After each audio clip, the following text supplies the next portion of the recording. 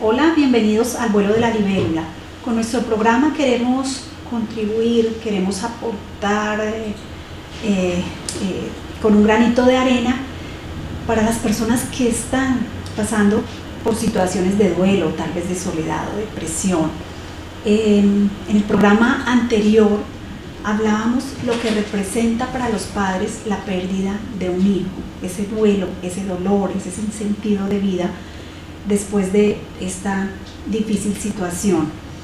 Hoy queremos reflexionar qué pasa después del duelo, qué pasa cuando llegan los padres a casa, cuando regresan, qué pasa con esa situación, cómo la familia puede encontrar una razón para continuar, qué pasa con los hermanos, cómo la mamá, cómo el papá afrontan esta situación y finalmente si es posible como reconstruir la familia a partir de este sufrimiento que representa el duelo por la pérdida de un hijo. Para hablar de este tema tenemos a Luis Fernando Cordero. Gracias, Luis Fernando, por estar de nuevo en el vuelo de la libélula. Muchas gracias por la invitación, Liliana. Que nos acompañes. Luis Fernando es el director de la Fundación Lazos. Esta fundación se dedica básicamente a acompañar a padres, a papás, a mamás que han perdido uno o varios hijos. Entonces, quisiera que empezáramos esta conversación, esta reflexión, este mensaje, tal vez a partir de lo que representa el sufrimiento y si finalmente podemos salir de este sufrimiento, cómo manejar ese sufrimiento permanente que nos produce el duelo por la pérdida de un hijo. Sí, cuando uno pierde un hijo, pues inmediatamente queda inmerso en como una cajita, ¿no? Una caja muy grande de sufrimiento. Pero ahora me acuerdo de una frase que tienen los budistas. Quizá la dijo Siddhartha Samarthasida, o sea, Buda, quien una vez dijo que el dolor es natural y el sufrimiento es opcional. Lo cual quiere decir que cuando uno pierde un hijo, pues queda inmerso en sufrimiento, ¿no? En un principio ese sufrimiento es casi inevitable sentirlo. Es como que uno piense que está maniatado ahí y no puede avanzar. Eso es normal, digamos, en un principio, ¿no? Pero nosotros también, digamos, en la fundación, a partir de la frase de Buda, les vamos diciendo a los papás que el dolor es un sentimiento natural de todo ser humano. Y el dolor quizás nunca pensemos en que se va a ir. En el caso, por ejemplo, de la pérdida de un hijo, el dolor no se va, pero se minimiza mucho. Y sobre todo ese dolor, uno aprende con el tiempo a ese dolor, que es tanto ese dolor, a cambiarlo por ese tanto amor que uno tenía por los hijos, por el que se fue. Entonces lo cambia como el dolor por amor. Esa es como un poco la transición y el sentido que se puede encontrar después de tanto dolor y tanto sufrimiento. Eso. Y el sufrimiento sí es algo que al principio se presenta porque cuando el dolor está tan grande, al principio uno vive preguntándose ¿por qué me pasó esto a mí? ¿Por qué le pasó a mi hijo? ¿Por qué no fue, por ejemplo, uno decía, ¿por qué mi hija se murió? Y no se mueren aquellas hijas que la mamá como que las abandonan. O piensa uno, por ejemplo, la gente que vive en la calle, que como que no tiene para uno un sentido de vida, piensa uno que por qué más bien no fue esa persona, no mi hija. Entonces empieza uno como a hacer esas preguntas que son como tan lógicas en un principio, y todo eso que uno se pregunta el por qué lo conduce al sufrimiento, porque es que el por qué lo lleva a uno como una reflexión o sea, una hiperreflexión. Cuando uno se pregunta por qué mi hija le dio cáncer. Ah, claro, porque yo me acuerdo que ella fue a tal empresa y allá había muchos elementos dañinos, por ejemplo, asbesto, eso le produjo cáncer. O por qué yo no estuve mucho más cuidadoso. O por qué yo la llevé a ese médico y no la llevé a otro médico. Entonces siempre viene un porqué que no tiene una Como respuesta. analizando y encontrando una razón. Y no encuentra usted una respuesta que uno diga, esta es la respuesta que yo quiero buscar. Cuando uno se le muere un hijo, la única respuesta que uno consideraría válida es que ese hijo esté vivo otra vez. Y eso no es posible. Entonces, cuando uno tanto hiperreflexiona, llega el momento en que busca el sufrimiento. Y se aferra efectivamente a ese sufrimiento. Y se aferra porque uno empieza a buscarle muchas respuestas a lo que pasó y esas respuestas nunca se van a encontrar como uno las quiere. De ahí que la fundación, el trabajo de la fundación es a partir de la pérdida. La parte ya, digamos, de ahí para atrás ya es algo que no se puede cambiar, es algo inevitable. Es una cosa que ya pasó, que sucedió, que no se puede cambiar, no hay nada que hacer. Entonces el papá se le dice, de aquí para acá, desde ahí en adelante, vamos a trabajar en el proceso del duelo y vamos a intentar, si usted lo tiene bien, si usted lo... Si están de acuerdo, sí, si usted lo desea así, vamos a cambiar todo esto y vamos a buscarle un sentido a eso que a usted le pasó. Y ese sentido que usted va encontrando le va también a usted como una respuesta a todo lo que le pasó y le va buscando un nuevo sentido a su vida. Efectivamente, ahí surge el sentido de vida hacia... Y el acompañamiento hacia los padres, en el caso tuyo, efectivamente, tú y tu esposa. ¿Y qué pasa con la familia, con los hermanos? Tú me comentabas que cuatro Sí. hijos, y ustedes les hacen el acompañamiento directo. No sé si sea una pregunta lógica, pero sí es como para entender en el núcleo familiar qué pasa, porque efectivamente la familia se desestabiliza, efectivamente no hay una presencia real de los padres, porque no tienen cómo estar centrados en su familia. Es algo realmente que podemos considerar natural a partir de la pérdida. Liliana, muy buena pregunta, porque nosotros cuando perdemos un hijo, papá y mamá, abandonamos los otros hijos. Uno abandona a los hijos, si tiene más hijos los abandona. Y para uno no solamente existiría el que se murió, y solamente para uno es como el que a uno le daba el sentido de vida. Entonces los otros hijos, inmediatamente en el caso, digamos, de mis hijos, se sintieron muy maltratados porque ellos, digamos, están acostumbrados que nosotros el domingo hacemos en mi casa un almuerzo para compartirlo con todos mis hijos. Es como un ritual. Únicamente el domingo mi esposa busca cómo hacer un almuerzo, compartimos en familia, nos contamos que pues lo que estamos haciendo, todo eso. Y a partir de la muerte de mi hija, eso se acabó. Mis hijos estaban supremamente afectados por eso. Es decir, como quedaron ahí abandonados un poco. Abandonados. Entonces yo viendo eso, se me ocurrió hacer algo que después denominé una reunión de sofá. El sofá pues es esto, ¿no? Eso, en toda casa colombiana hay un sofá. Sí. Y a mí se me ocurrió que hacer una reunión de sofá, invitando a mis hijos y a mi esposa a ver qué pasaba con aquello. Efectivamente los cogí, los convoqué a ellos por correo, llegaron ese día, eran los 4 hijos que quedaban vivos, Rosario y yo. Y empezamos como a hacer un tipo, digamos, de reunión como si hubiera sido la de Lazos. Empezamos a contarnos qué estábamos pasando, qué estábamos sintiendo. Cada uno empezó a decir qué sentía. Fue cuando corroboramos que mis 4 hijos estaban muy afectados, primero que todo por la muerte de su hermana Natalie, y segundo, porque estaban perdiendo a su papá y a su mamá. Ese día lloramos mucho los 6, nos dijimos muchas cosas, y llegó un momento en que yo tengo hijos gemelos. Uno de ellos le dijo a la mamá, yo pienso que hubiera sido mejor que se hubiera muerto uno de los dos, porque a mí de cabo te quedaba uno igual, y no Natalie. Eso a mi esposa la tocó muchísimo. Porque igual el amor es el mismo para todos los hijos. La tocó ella muchísimo esa parte, digamos, que le dijo mi hijo. La hizo, yo pienso después, si ella lo dice ahora, eso la hizo reflexionar.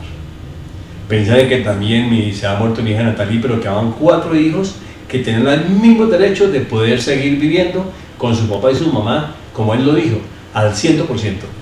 Y que ellos también estaban... Y la compañía de sus padres. Y que ellos también estaban afectados por la muerte de su hermana, pero que también el papá y la mamá estaban perdidos. A partir de ese momento empezamos como un trabajo a ese nivel. Sí, esa...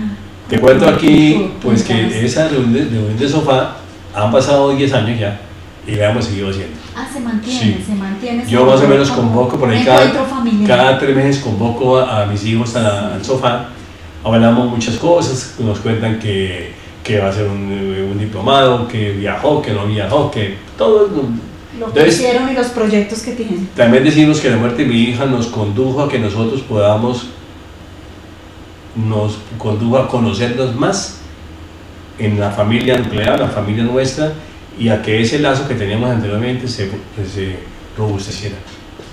Que sí, se fortaleciera un poco más. Se fortaleciera.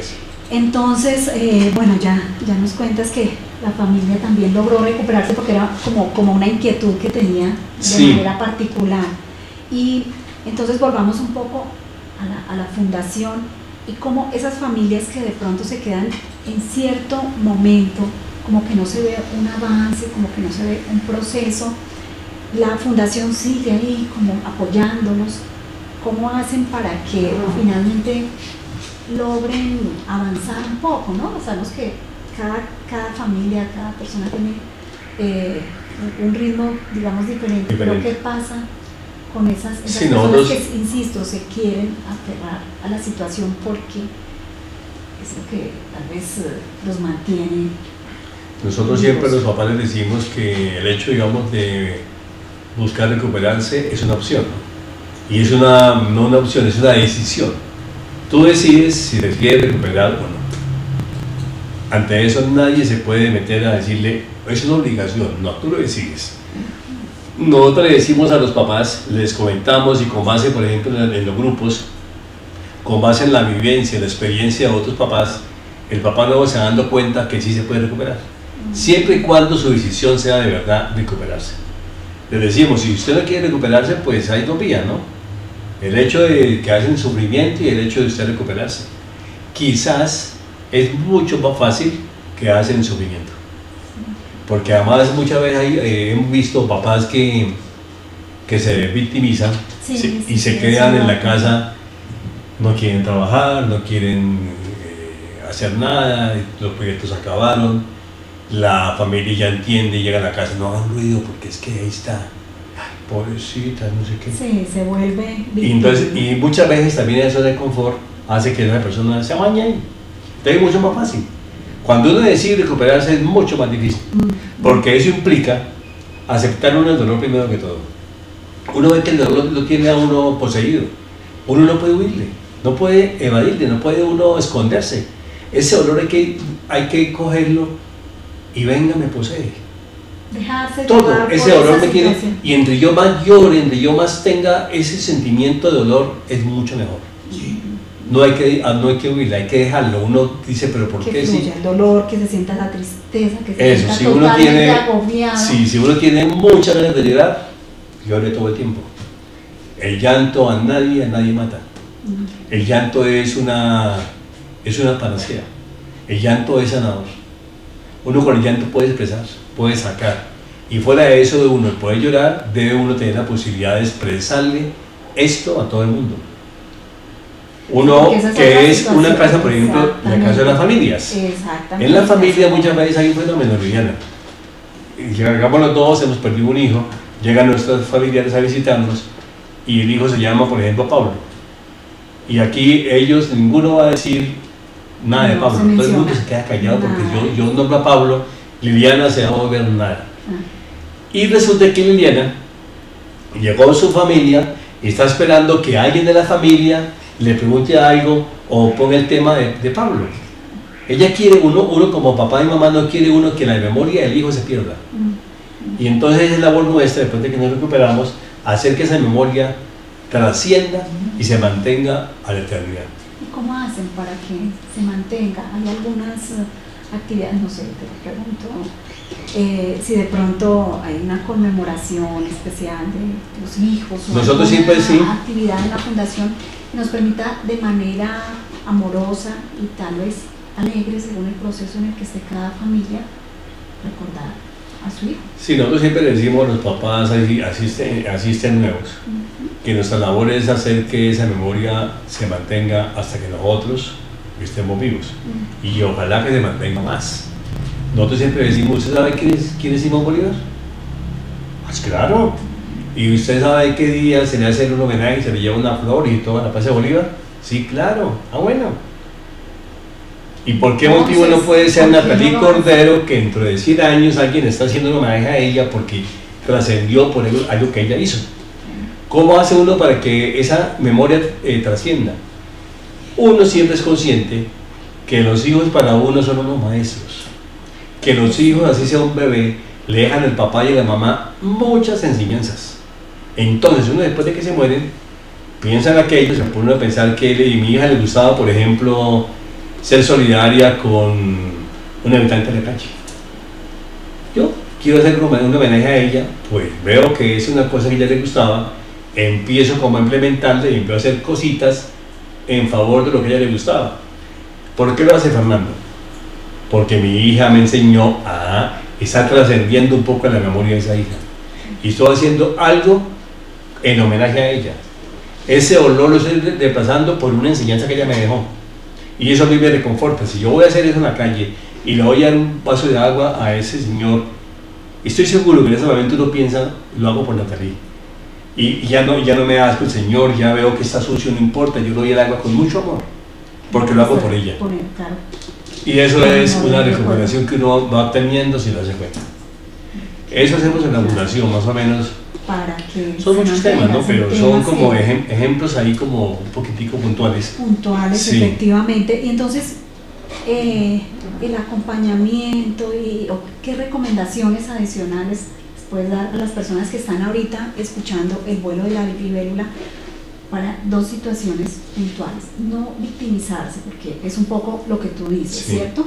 Entramos a ese momento donde nos decía una de nuestras invitadas que ser víctima es muy buen negocio, porque a medida en que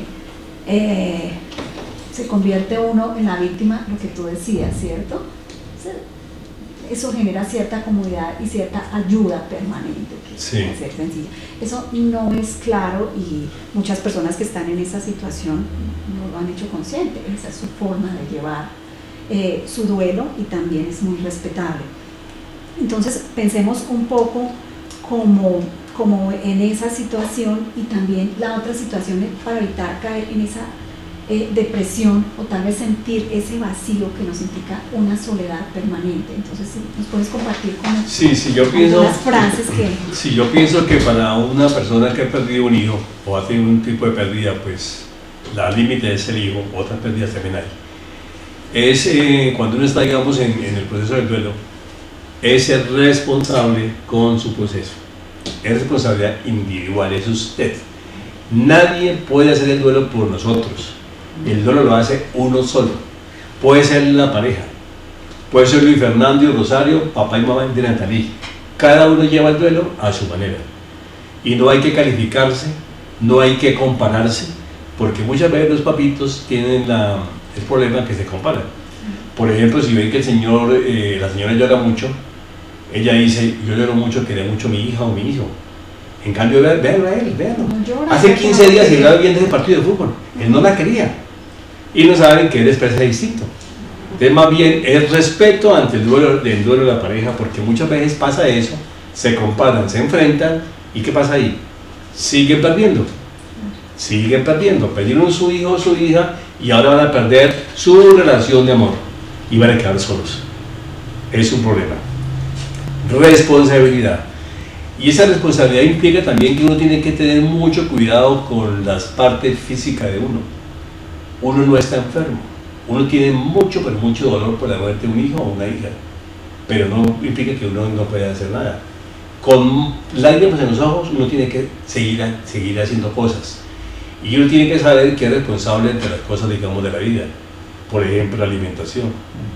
Si uno estaba acostumbrado a comerse un bistec así grande y uno se da cuenta de que uno no tiene hambre, uno no quiere comer después de esto, haga el esfuerzo.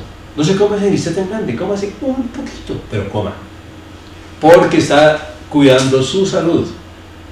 Y así mismo con otra cantidad de cosas que van acompañadas, digamos, en el duelo. La parte física, digamos, del aseo personal, todo esto que hay que tener mucho cuidado para uno de pronto de verdad, ahí sin enfermarse. Entrar en una situación pues ya de salud que entonces sí, responsabilidades, afectaría más. sí. Eso sería. El compartir. Yo pienso que uno tiene que compartir ese dolor con alguien. Si tiene su pareja, pues con la pareja. Si no, habrá alguien que lo escuche a uno. Y si no tiene uno quien lo escuche, le vayas a un parque, analice a la gente que está en el parque, de pronto mire a alguien que le llamó la atención, siéntese con él, dígale señor buenos días o señora buenos días, empieza a entablar un diálogo y después él no la conoce ni lo conoce, cuéntele todo. Lo que está sintiendo, que uno hablando va sacando muchas cosas. Esa es otra, sí, para buscar compañía, ¿no? Cuando uno mucha, no, estoy solo, no, hay formas, hay formas de uno acompañarse. Qué bueno, claro. ¿Qué más haría al respecto? ¿Qué más consideras? Ya para cerrar. Para cerrar, yo pienso que lo más importante, buscar ayuda. Por experiencia yo les digo que uno solo no puede. Uno necesita a alguien que le ayude. Y qué mejor ayuda que uno tener la posibilidad de compartir su dolor con una persona que ha pasado por la misma situación que uno y que le puede brindar una ayuda mutua. Tú me ayudas, yo te ayudo. Y en esa forma uno puede avanzar y avanzar, y sin darse uno cuenta llega un momento en que uno se recupera de todo lo que uno recibió de la otra persona, y esa otra persona también recibe de uno. Esa es la magia de la ayuda mutua. Entonces no hay que quedarse abandonado, no hay que, como dice Viviana, hacerle homenaje a la soledad, porque nosotros como seres humanos somos seres de relación, necesitamos estar acompañados. Estar acompañados, qué bueno. Y ahí es donde ustedes se han especializado en la fundación. Sí. En acompañar, ¿no? Nosotros hacemos todo eso, y más bien invitamos a todos los televidentes que quieran o conozcan algún caso parecido al nuestro, de papás que han perdido hijos, buscar ayuda con la fundación y servir después como voluntarios, para que algún día tengamos en Bogotá y en Colombia muchos papás y mamás que logren decir yo quiero ayudar, y esa ayuda será fundamental, porque en Colombia todos los días recibimos llamadas de gente a la fundación buscando ayuda. Los hijos que se mueren son muchos. No lo creeríamos, ¿no? Finalmente lo que tú decías, eso no es conmigo, a veces tenemos esa idea, y definitivamente todas las situaciones son con todos, porque ese dolor, esa tristeza, tal como tú también lo mencionabas, va irradiando, ¿no? Piensas que es el dolor tuyo, que era el dolor de tu esposa, pero como estaba afectando a tus hijos, seguramente en tu entorno laboral, seguramente. Totalmente de acuerdo, sí. Es decir, en todos los ámbitos, amigos, aislados, es eso. Entonces, finalmente, ese voluntariado y ese aporte depende de todos, porque así finalmente vamos construyendo. Sí, y olvidarse un poco que nadie es culpable de lo que me pasó a mí. No es culpable el vecino, no es culpable el señor que maneja el Transmilenio, no es culpable mi jefe para yo portarme mal con ellos, nadie es culpable por eso. Todos somos responsables de lo que hacemos, y también debemos tener en cuenta que, nunca lo pensamos, pero debemos tener en cuenta que la muerte hace parte de la vida. Que cuando uno la muerte no lo ha tocado, pues uno dice, aquí no llega, pero la muerte algún día llega. Algún día llega. Y ya para cerrar, Luis Fernando, entonces, ¿podrías afirmar o tienes como esa tranquilidad de expresar que a partir de esa situación tan difícil como fue la pérdida de Natalie, encontraste un sentido diferente a tu vida?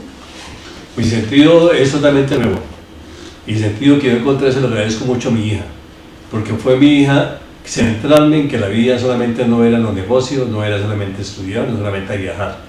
La vida, ella me enseñó, esta experiencia me enseñó que existe otro ser humano que necesita que yo me fije que hay otro ser humano frente mío, y que ese ser humano tiene todo el derecho que yo lo escuche, intente también darle una mano, darle una ayuda. Eso aprendí con ella, volverme más humano. Siempre lo decimos en la fundación, a uno le pasa esto, y después de que lo que a uno le pasó, uno se vuelve distinto. Uno gana muchas cosas, y la vida para uno se le convierte en uno ser mejor ser humano, ser mejor persona. Qué bueno. Es como paradójico, pero es... Sí, a veces lo pensaría uno, pero sí, como te decía, nuestros invitados han coincidido en eso, esas crisis nos hacen ver la vida Sí. de una manera diferente, Mm. desde el servicio, desde el apoyo, desde la compañía y desde ese compartir que efectivamente nos corresponde como seres humanos. Correcto. Eso es Fernando, muy- muchas gracias por todos tus aportes, realmente muy valiosos. No he pasado por esa situación, pero realmente es un sentir muy bonito que transmitimos desde el vuelo de la libélula a muchas personas, a muchas familias, a muchos papás, que con certeza el mensaje les va a ayudar a encontrar también el sentido de vida. Gracias por acompañarnos. Muchas gracias, Diana. Muy amable. Y hay dos frases que quiero mencionar ya para cerrar, y es que nuestros hijos son maestros. Escuchémoslos desde que nacen. Ellos nos cambian, ellos a veces nos hacen ver y comprender situaciones que como papás no vemos. Y también cada proceso es individual, eso recordémoslo.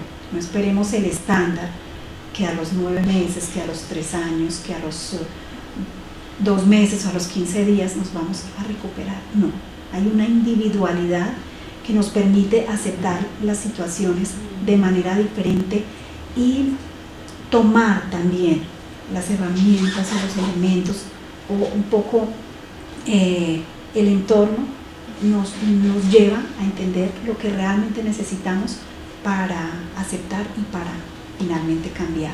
Les agradezco por estar en nuestro programa. Si tienen dudas, si tienen alguna inquietud, pueden hacerlo a través del correo electrónico buenlibélula@gmail.com. Recuerden que las libélulas vuelan hasta las estrellas y nos traen mensajes luminosos que nos permiten servir a los demás. Muchas gracias.